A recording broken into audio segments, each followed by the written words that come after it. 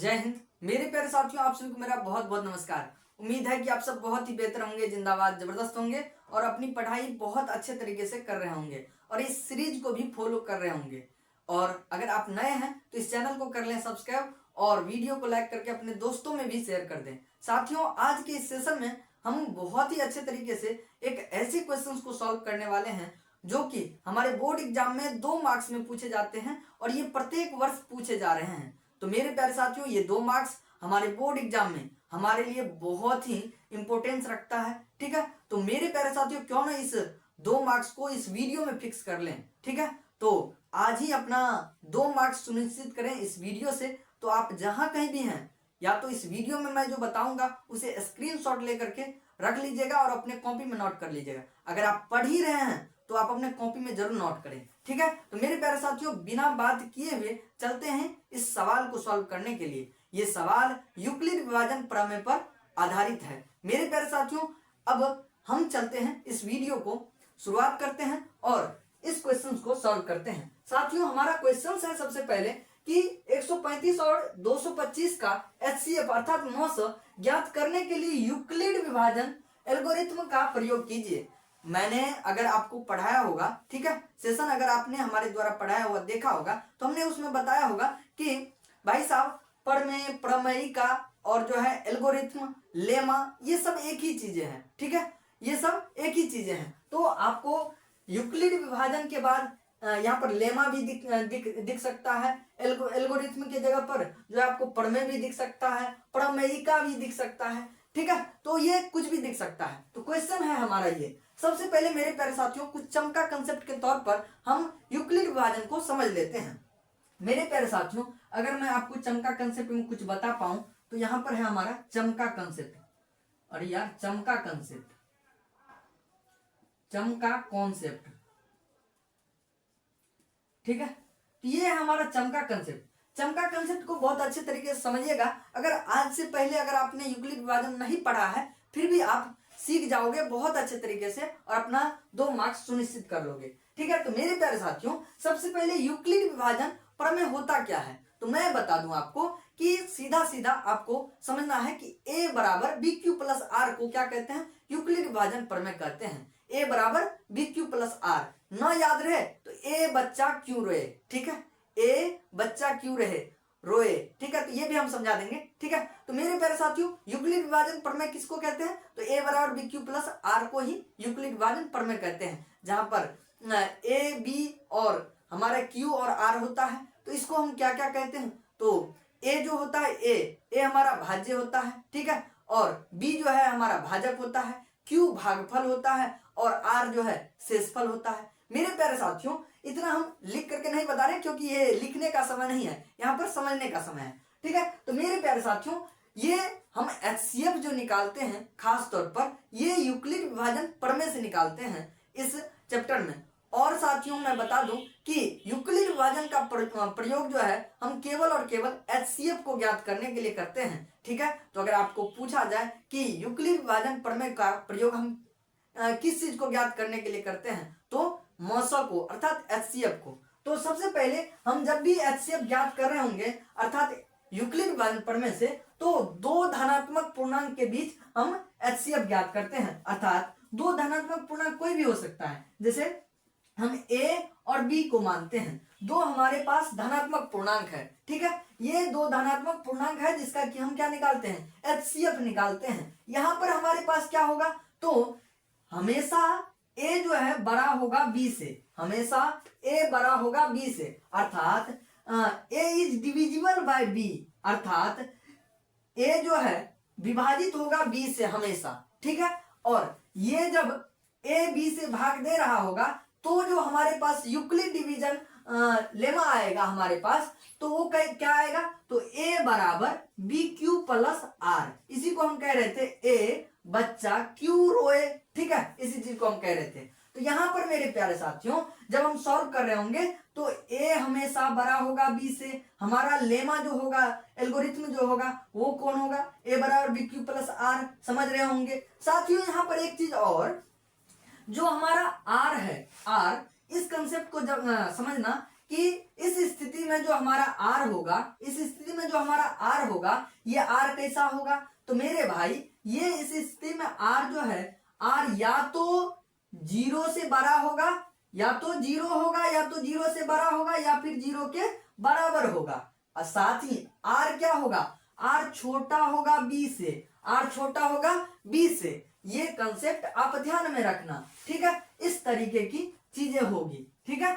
तो यहां पर आप समझ गए होंगे कि हमेशा हम क्या करते हैं, यूक्लिड विभाजन एल्गोरिथ्म दो धनात्मक पूर्णांक के बीच निकालते हैं, जहां पर a बड़ा होता है b से, और हमारा यूक्लिड विभाजन एल्गोरिथ्म जो होता है वो a बराबर बी क्यू प्लस आर होता है, ठीक है। और जो हमारा r होगा या तो 0 होगा, 0 से बड़ा होगा, और 0 के बराबर भी हो सकता है, अर्थात 0 भी हो सकता है, और ये r जो है b से हमेशा छोटा होगा, r b से हमेशा छोटा होगा। उम्मीद है कि यूक्लिड विभाजन प्रमेय को आप समझ चुके होंगे, इतना ही है, ठीक है। इसके अलावा आपको कुछ नहीं समझना है, अभी बोर्ड एग्जाम का वक्त है। अब देखिए मेरे प्यारे साथियों, इस क्वेश्चन को कैसे सॉल्व करते हैं। सबसे पहले आपके सामने क्वेश्चन आएगा 135 और 225 का HCF ज्ञात करने के लिए यूक्लिड विभाजन एल्गोरिथ्म का प्रयोग कीजिए। तो सबसे पहले आप लिखिएगा प्रश्नोत्तर संख्या, जिस नंबर में रहेगा वो नंबर, ठीक है, और फिर लिखिएगा हल हल।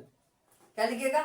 हल हल। और इस तरीके से लिखिएगा, आपके पास जैसे यहाँ पर है, हमारे पास जैसे यहाँ पर है क्या है 135 और 225, तो लिखिएगा 135 और क्या 225, ऐसा लिख लिए, ठीक है। और एक कंपेयर दिखा देना है, इसी तरीके से एक कंपेरिजन दिखा देना है। देखो 135 बड़ा की 225, तो 225 बड़ा है, तो ऐसा कंपेरिजन दिखा देना है। और बड़ा और छोटा का चिन्ह समझते हो कि नहीं? देखो हमारे गुरुजी हमें कक्षा 9वीं में बहुत अच्छे तरीके से बताए थे, ठीक है। तो बहुत अच्छे तरीके से क्या बताए थे कि बउआ देखना, इस चिन्ह को देखना, देखो इधर 2 गो मुंह दिख रहा है, इधर 1 गो मुंह दिख रहा है, तो 2 बड़ा कि 1 बड़ा, 2 बड़ा कि 1 बड़ा, तो 2 बड़ा गुरुजी, तो 2 बड़ा, तो 2 बड़ा, ठीक है। बड़ा की तरफ 2 गो मुंह, मतलब ऐसे मुंह खोल देना है, छोटा वाला के एगो खोल देना है, मतलब एगो रख देना है, ठीक है। दोनों को मिला देना तो एगो हो जाएगा, क्या समझे? तो ये वाला कंसेप्ट से समझ लेना, बड़ा छोटा, ठीक है। तो जिधर बड़ा होगा उधर घुमा देना है, ठीक है, कोई दिक्कत नहीं है। अब देखो मेरे भाई यहाँ पर देखो ऐसा करेंगे, तब यहाँ पर लिखेंगे माना, क्या लिखेंगे? माना, ठीक है। आप माना की जगह पर यहाँ भी लिख सकते हो, माना की जगह पर आप यहाँ भी लिख सकते हो। क्या लिखोगे? यहाँ a बराबर 225 एवं b बराबर क्या? b बराबर क्या? 135, अर्थात a हमारा भाज्य है, b हमारा भाजक है, a हमारा भाज्य है, b हमारा भाजक है, अर्थात भाजक मतलब भाग लगाने वाला, और भाज्य मतलब जिसमें भाग लग रहा है, ठीक है। अब देखो मेरे प्यारे साथियों, यहाँ पर जब लगाएंगे तो आप लिख भी सकते हैं, चूंकि a इज क्या? a is greater than b, चूंकि a is greater than b, इसीलिए क्या? यूक्लिड विभाजन प्रमेय से, यूक्लिड विभाजन आप जैसे सवाल में एल्गोरिथम है तो एल्गोरिथम लिख सकते हैं, यूक्लिड विभाजन एल्गोरिथम से,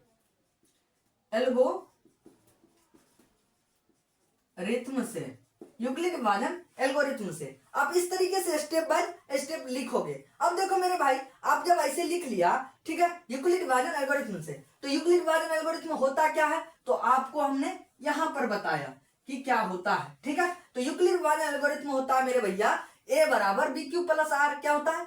a बराबर b q plus r, a बराबर बी क्यू प्लस आर होता है। हमारा यूक्लिड विभाजन प्रमेय क्या होता है? a बराबर बी क्यू प्लस आर। तब देखो मेरे भाई यहाँ पर a बराबर बी क्यू प्लस आर हमारा क्या होता है? तो यूक्लिड विभाजन प्रमेय। तो इसी तरीके से हमारा a यहाँ पर हमने क्या लिख रखा है? a हमने 225 लिख रखा है। क्या लिख रखा है? 225। और हमारा देखो जरा b क्या लिख रखा है? 135। अब देखो यहाँ पर q और r तो मालूम नहीं है, तो आप क्या करना, रफ पेज पर जाना। क्या? रफ पेज पर जाना, या फिर इसी बगल में जाना और क्या करना, तो इसका मौसा ले लेना, जैसे हम यहाँ पर ले लेते हैं, ठीक है। क्या क्या है हमारा? तो जिसमें भाग लगा रहे हैं वो 225 है, अर्थात हमारा a इतना है, और b जो है हमारा वो है 135, ठीक है, 135 है ये, ठीक है। अब देखो भाग लगाओगे तो सबसे पहले कितना बार में जाएगा? एक बार में, तो 135, ठीक है। इतना किए, अब देखो यहाँ पर जरा, तो 5 5 0 हो गया, 1 पे चलिए 12, 9 3 12, 9 ये गया काम से, ठीक है। फिर इसको आगे बढ़ाएंगे तो ये हमारा फिर से 135 यहाँ आ जाएगा, ठीक है। अर्थात देखो ये जो हम कर रहे हैं, ये आप भी जानते होंगे कि जब हम दो धनात्मक पूर्णांक को भाग लगा रहे होते हैं तो क्या होता है ना कि जब तक हमारे पास शेष 0 ना आ जाता है तब तक हम क्या कर रहे होते हैं, तो शेष को और भाजक को आगे बढ़ाते रहते हैं, शेष को और भाजक को आगे बढ़ाते रहते हैं, ठीक है। तो हम फिर से क्या किए, फिर शेष को और इसका भाजक इसको उठा के यहाँ पटक दिए। अब फिर से लगाओगे तो एक ही बार में लगेगा ना, तो 90 दुना तो 180 हो जाता है, तो लगेगा नहीं, तो 90, ठीक है। ये आ गया 5 और ये यहाँ पर हो गया आपको 13, 9 4 13, 4 हो गया। फिर से इसको करोगे तो यहाँ 90 उठा के पटक दोगे फिर से, ठीक है। तो शेष और भाजक फिर से आ गया, तो यहाँ पर 45 दूना 90 होता है मेरे भैया। यहाँ पर शेष आ गया आपको 0। तो हमने क्या कहा, हम जब दो धनात्मक पूर्णांक को भाग लगा रहे होंगे तो जब तक हमारा शेषफल 0 ना आ जाए तब तक करना है। अब 0 आ गया तो हमारा यहीं पर क्या होता है, अंतिम चरण का जो भाजक होता है, अंतिम चरण का जो भाजक होता है वही हमारा HCF होता है, वही हमारा HCF होता है। अब देखो इसको इसमें लिखोगे कैसे, तो देखो सबसे पहले हमको क्या करना है, देखो ये अगर आप इतना इंटेलिजेंट है कि मन में अगर कर सकते हैं तो इसको न करना, ठीक है। अगर आप बोर्ड एग्जाम में कर रहे हो तो रफ पेज पर चले जाना, ठीक है। अब देखो यहाँ पर किए तो देखो 225 और 135 में, 135 से जब 225 में भाग दिए तो कितना बार में लगाए, एक बार में। देखो पहला चरण में देखो हमने इतना को किया, इतना को किया, तो इस पर देखो हमारा ए ये हो गया, बी हमारा ये हो गया, और क्यू, क्यू इसको कहते हैं, क्यू इसको कहते हैं अर्थात भागफल को। तो ये हमारा क्या आ गया, क्यू, क्यू हमारा भैया मेरे पास आ गया 1, प्लस में आर, आर हमारा आ गया 90।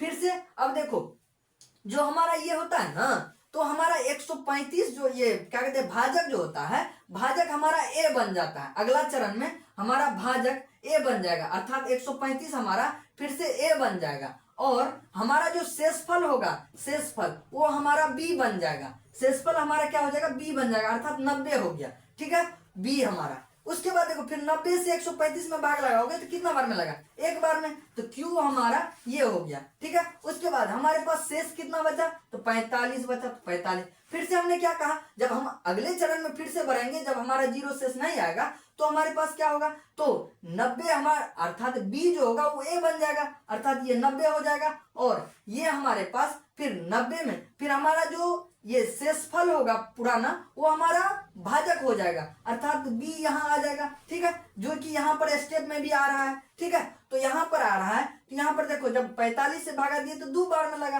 तो 2 प्लस में फिर से शेषफल क्या गया 0। जखन ये 0 शेषफल आया तखन हम क्या कहेंगे, चूंकि या फिर यहाँ आप कुछ भी लिख सकते हैं, लिखिएगा यहाँ r इज इक्वल टू 0, यहाँ r इज इक्वल टू 0, अतः आप लिख सकते हैं, या इसीलिए HCF ऑफ क्या, HCF ऑफ कितना 225, कितना 135 और 225 था ना, अब जैसे भी लिखो 135 और कितना 100 एवं 225, कितना 225 बराबर कितना हो जाएगा, तो अंतिम चरण का भाजक अर्थात 45 इज आंसर, ये करेक्ट आंसर आ गया, ठीक है। तो इस तरीके से आपको लिखने होंगे। देखो हमने इसको कैसे किया, तो हमने क्या किया, सबसे पहले फिर से समझ लेना, हमने क्या किया, तो हमने सवाल को पढ़ा, कहा यहाँ पर यूक्लिड विभाजन से निकालना है, तो भैया सबसे पहले क्या करना है, कंपेयर दिखा देना है